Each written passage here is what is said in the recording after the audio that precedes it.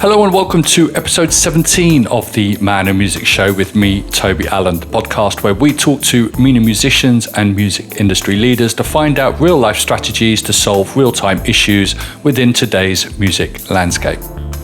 Before we jump into this week's show, I wanted to let you know that I would love to give all my listeners a free ebook called The Ultimate Resource List for Musicians. I've trawled the web for you so you don't have to, and have researched over 170 websites that help musicians release and promote their music. This ebook will help you scale your fans and multiply your streams by having all the best resources for musicians in one place. You can download the ebook by going to the show notes. So in this week's show, I sat down with Lina, MAKOUL, an amazing Palestinian singer-songwriter who warmed up for the likes of Queen and Little Mix, but changed to singing in Arabic so as to reconnect to who she really was. Had a fascinating chat and I'm sure you will enjoy it.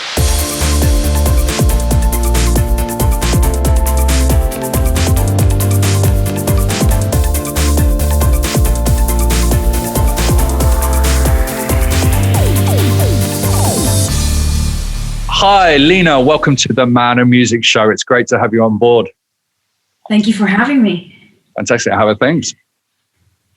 Well, tense. Just released a song for Women's Day, like full Palestinian girl power with my Sadal, Yusuf Hamid, Nancy Hawa, and Noel Kharman.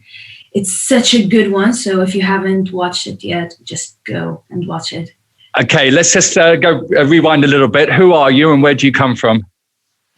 Well, my name is Lina MAKOUL and I come from Raqqa in Palestine. I'm a singer, songwriter, actress, director of my own music videos, my own stylist. Very independent. Let's put it like that. Awesome. Fantastic. Good to hear. So let's go back to where it all started. Were you always into music? Did the family influence you? Well, yes. My family has always been into music. My mom's side, we have Simon Shaheen, the very well-known oud player. He's from my mother's side. We grew up listening to music in every possible, way. But to be honest, the first time that I got on stage wasn't because I was singing or playing music. It was because I was dancing. So ever since I was 4 years old, I've been dancing ballet for 10 years. And that was like my first love to the stage and to the arts. But since I have a scoliosis in my back, so my doctor was like, okay, I would like you to stop dancing ballet because it harms your back and just do something else. So I went back to Mom, and she was the one to hear me singing and just push me to make a career out of it. So, yeah. Awesome. So I was going to say, what was the first instrument that you learned? You went for ballet. Was there piano. Piano. Yeah, I wanted to go to take violin lessons, but they wouldn't let me because my fingers are way too thin. And they wouldn't be able to hold the string. So yeah, so they said, go to piano, make your fingers a little bit stronger, and then you can come back to violin. And I never did. It's funny that because I was in a career of DJing and I actually got kicked out of my school orchestra for being out of beat on the drums. Really?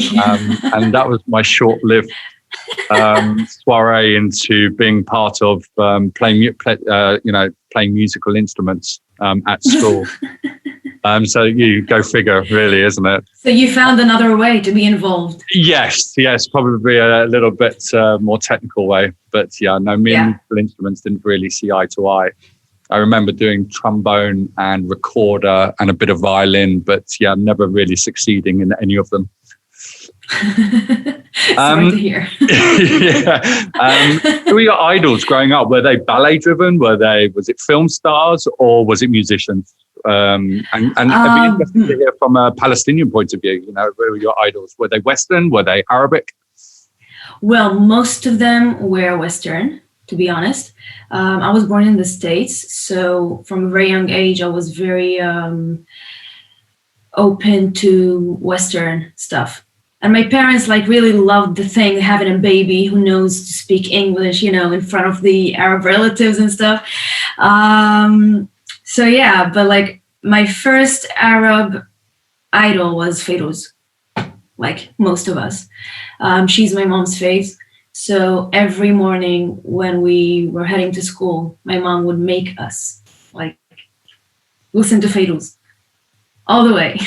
And the Western ones? Any Western people? And the Western ones. Well, my first CDs, the CDs that I bought were Justin Timberlake, Pink, Avril Lavigne, and Evanescence. Excellent. Yeah. So you became a singer-songwriter. Yes, and I think I owe that to Avril Lavigne. I was going to say. I really say, loved her. Yeah. Okay, so when you're writing about stuff, do you have a process? What do what's the main thing you sing about, and what processes do you go through in order to write your songs? Well, lately in the past 2 years since I'm independent, I've changed my whole perspective and my whole attitude in writing. So I decided to reduce the gap between the individual Lina and the professional one. And I've done that with writing like real stories and real feelings. Like every time I felt low or happy or whatever, and I wanted to get it out, I would just go and write some stuff, and that would be it. But I've decided that instead of writing it on a paper, I would write it on the piano and make a song out of it. So yeah, my latest songs were created this way. Fantastic. You used to sing in English and you now sing in Arabic. Yes. Enlighten us, explain, how did that transition come about? Was there any conscious decision on that? Yes. Well, as I told you, I've always been like into Western music. I grew up watching MTV, and that was like my biggest dream, to be eventually an international pop star. But after touring the UK and touring with Little Mix and being the opening act of Queen and opening like one of Will Smith's and DJ Jazzy Jeff's concerts, I was like, I don't feel like the audience is getting the audience isn't getting to know who I am. They have no idea who Lina is because I'm singing in English, pop songs, nothing to do with my real life.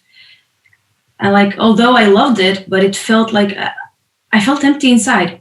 And I was like, okay, you chose to practice the hardest industry in the world, and you go off stage after singing in front of 20,000 people and feel empty? No, that's not what you signed up for.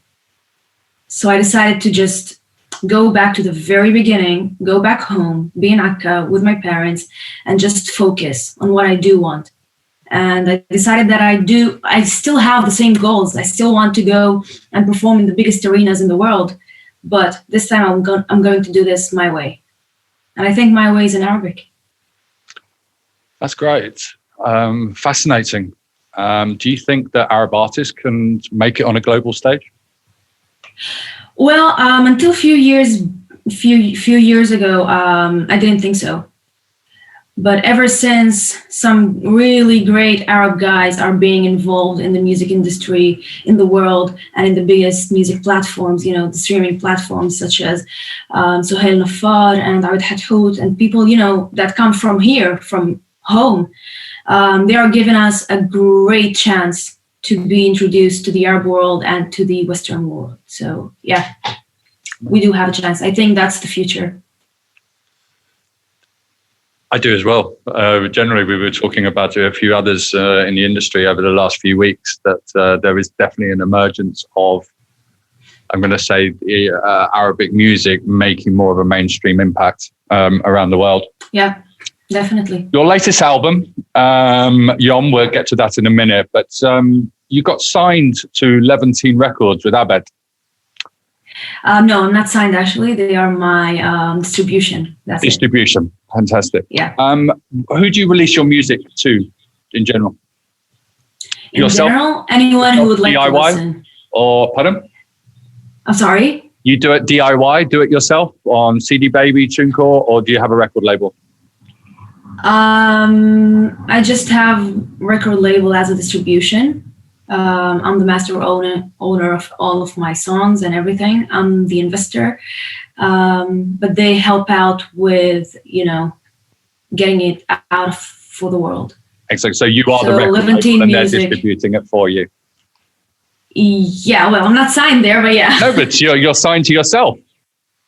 Yes, I am. That means you have all your rights. That means yes, I do, because I lost all of my rights once, as a writer, as a performer. So I'm not going through that again. Could you elaborate on that without not here to berate others, without naming names, but the experience? That'd be good for people to hear how you lost all your rights and what you did in order to protect your rights. I'd love to hear that. Well, when you are signed to a label, sometimes you have to give up the right to own your music. And I was young and I really wanted to succeed. And I didn't even care about having and owning my rights, because I thought that, they will make me big enough and I will be big enough and everything will be amazing and I will make all of my dreams come true. But you realize that that's not how it works, that the artist should be and must be the center of the whole process and not the label. And if you give the label the power to do so, they will do so. They wouldn't even think about you. You know what I mean? So if I want to give advice to young artists, just whenever, before signing, get a really good lawyer. Don't believe the promises, and make sure that you have it on paper in your contract that you do have an access and you do own your rights. Or you can do it your own way, all alone, just like me, and pay for everything and own your masters and own your writing rights. How important do you think it is for aspiring artists to actually think that this is a business and you are, inverted commas, a solopreneur, entrepreneur, or musicpreneur, whichever way you want to look at it, that being a DIY, do-it-yourself musician has its benefits, also has its drawbacks, but the necessity to understand that it is a little business that you're operating. Do you think that artists recognize that? Well, inspiring artist, I don't think so, because I was an inspiring artist and I never thought of the music business as a business. Like, when I first got into this business, I was like, yeah, it's like 80% music and 20% business. And now I know that it's 80-something% business and just a tiny bit of music, So yeah, like, I'm a person who fears unfulfilled potential. That's like my biggest fear. And I like to fulfill my potential to the fullest. So that's why I like doing everything myself. I love challenging myself in every possible way. You know that.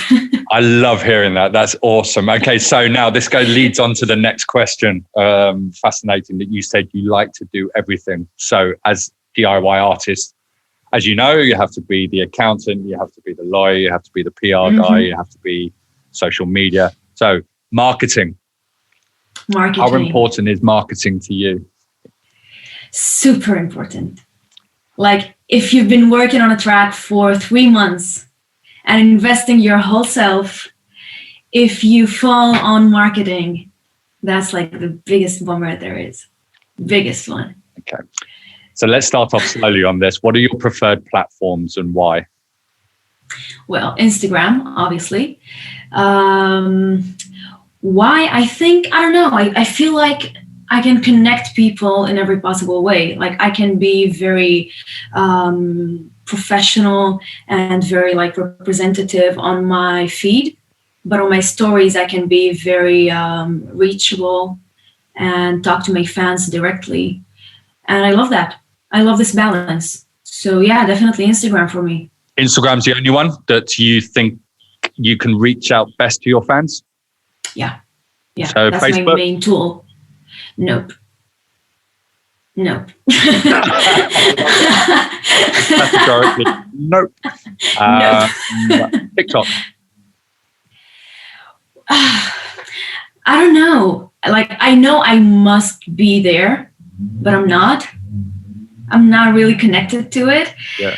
But I will figure it out. I told you I love challenges. So once I get enough energies to deal with it, I will deal with it. Is there any other methods or marketing process that you consciously do in order to market yourself apart from Instagram? Well, I think that styling is very important to get an image, the right image that you aspire to be perceived in. Surrounding yourself with the right people from the business, from the industry, like artists, producers, people involved. Like if you have the right people, surrounding you and showing that on social media, that will do wonders. And being loyal to yourself, that's like the most important thing, like through music and through your image and through interviews and everything.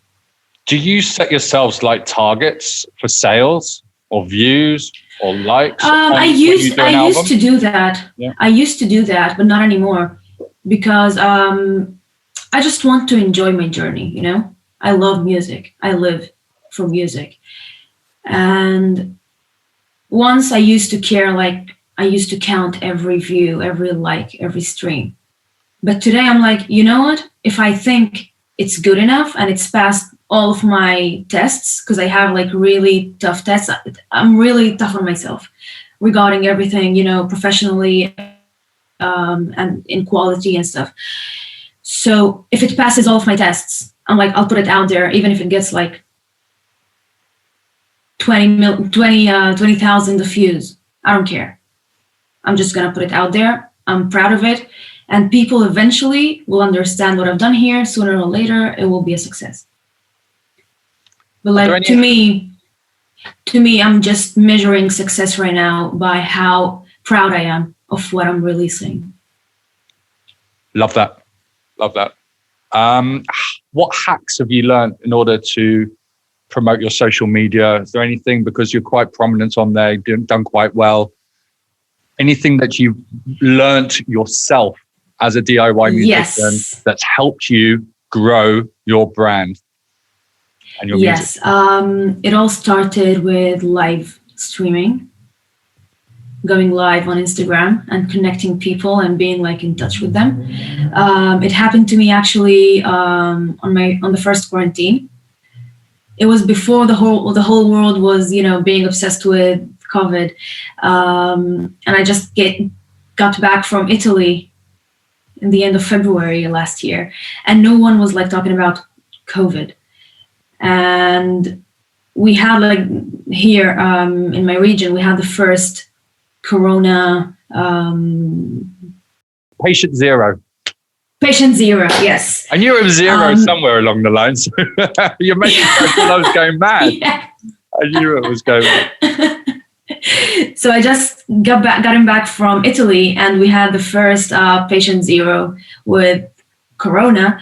So, and he was on the flight just 1 hour before my flight. So we had to go and self-quarantine. And that was the first time ever. We had no idea what quarantine was. So I was in this room, locked in for 2 weeks.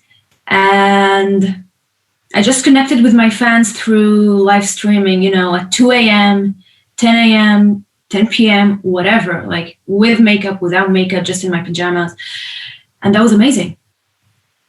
I connected with my fans who became, we are in personal touch now. Like we have our own Instagram group. I send them everything that I release before it's released. We talk every day, and it's incredible having this kind of army behind you. And that was key to your leveraging growth. And so you got your growth of fans just by connection. And the medium to do that is by live. Yeah. I think it's on such a human level, without makeup, in your pajamas. Exactly. People would rather see this, I believe, or having a balance. Balanced, yeah. Yeah. You know, As I said, my Instagram feed is very tight and very tidy and very professional and very, stylish. But my stories and my live streams are very natural. Very good, very good. Right, moving on to this amazing album that you both so kindly asked us to help you promote, Yom. Yes. Please explain, how did this come about? Well, in the same period of time, on the first lockdown back in April, I was having a really hard time, expressing myself because I had so many plans. I just gotten back from London from the Brits Awards, and I attended Luis Capaldi's after party, and I was shooting a music video, and I had plenty of plans planned for 2020, and I couldn't release anything because everything was closed up, and I had self-quarantine, and the second I got out, we went into lockdown. So I never got the chance to finish my stuff. So I needed desperately to express myself. And I was posting really horrible stuff on social media, like cooking sessions and just to get some content into social media. So my 5 best friends, we are a group of 6 girls. They made an intervention and they said, listen up, we hate what you're doing on social media. You are the most brilliant singer that we know. Just do something with that, please. And I was like, seriously, do you hate what I'm doing? Did you hate the muffins that I made with my dad? And they were like, yes, we hate to see that. So I said, okay, all right, noted. So I went back home and I was like, okay, you must do something. So I posted on my stories okay, I challenge you people. Send me whatever texts. Send me texts from learning books, numbers, whatever you can think about. Just send it to me and I challenge myself to compose 1 text every day and post it. And I went to sleep. So the next morning I was like, okay, day 1 on your Instagram challenge. So I was checking my DMs and I saw this amazing text and I was like, okay, maybe we should go on something serious for the first video on your first day. That will bring you more engagement. So I sat by this piano, by this keyboard, it's not a piano, and just went through this. I composed it. I was like, okay, that's nice. That sounds good. And I started putting my makeup on and, dressing up and fixing a whole, the background to make it to look good. I filmed it and I posted it. And in a couple of hours, it had tens of thousands of views and the engagement was crazy. And my inbox was exploding with amazing texts. And I was like, okay, this feels so right. You have to keep doing this. So I realized that I'm giving an opportunity to people back home to really express themselves as well. People from all ages, from 12, 15 to 60. That's a crazy range of ages. And I will have 10 stories by 10 people who have never done this for a living. They're not professional writers and not even I can't even say songwriters. But yeah, I took this as a mission to make something very unique in this crazy period of time that we all went through. And it felt just right, having 10 stories, all under the time frame of Yom, of a day, composed, edited and everything. So I took this whole project 1 step further and I decided to record it in high quality, to continue and write the verses by myself for every and each song. I connected with the writers. I explained how royalties work and I asked them to go sign in, PRS or stuff. I explained everything and I got their approvals and I released an album of 10 songs written by my fans, accompanied with 10 music videos, which I shot and edited on my iPhone also in a time frame of film. I think it's fascinating, and it's one of the most unique stories I've come across in the last couple of years. Thank you. We've had such pleasure and continue just to get that out. Coming towards the end, I just wonder, what's 3 bits of advice would you give to new songwriters, singer-songwriters, artists like yourself? Artists. Well, the biggest bit of advice that I would give would be, if you're doing this because it's the thing that you think you're the best at, and because you love it and you can't live without it, just know that it takes tons of hard work and sleepless nights and cry, but eventually remember that it's worth it. Once you go on stage, once you release your stuff, once people send you like very long messages saying what your song made them feel and how it changed their whole life in this particular moment. So just remember that and know that it's going to be super hard, but it's going to be worth it. Amazing. What's in the future for Lina, MAKOUL in 2021? Oh, wow. I'm so excited about everything that's happening. Well, I don't know. I'm just surprising myself with every project. As I said, I love challenging myself. So I've been challenging myself like on a daily basis. So just keep on following, and I guess we will find out together. Amazing. Is there anything that I haven't asked you that you wish to say or bring up?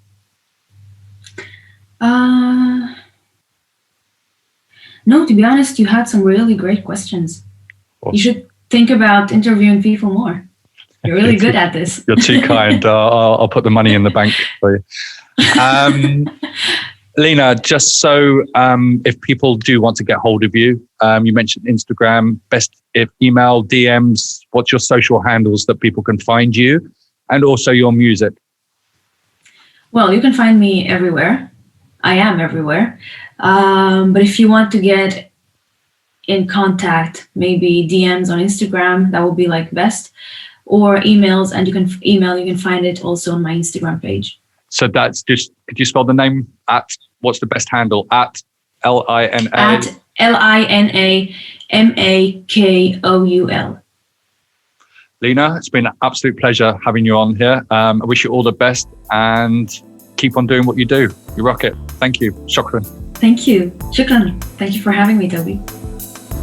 That's all for today's episode of the MAKOUL Music Show. Thank you for listening, and I hope you got a lot of valuable information from it. If you liked this episode, then please make sure you subscribe to the show on iTunes, and if you could leave a review, it really helps with the growth of the podcast. Lastly, if you're a musician or music producer and want to join the region's thriving online music community and learning hub, then head on over to our Lab Musica Facebook page. Until next time, take care, keep safe.